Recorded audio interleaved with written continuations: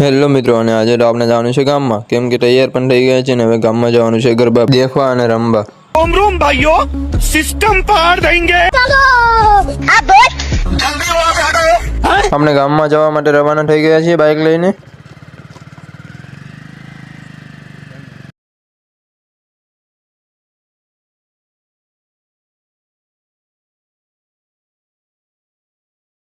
ગરબા કરતા તો દુકાને વધારે બેઠા।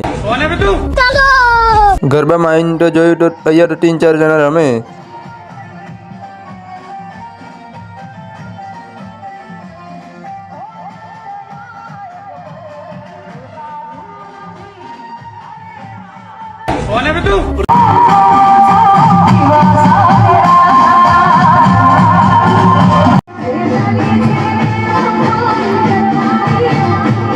રમવા વાળા કરતા તો દેખવા વાળા બહુ છે।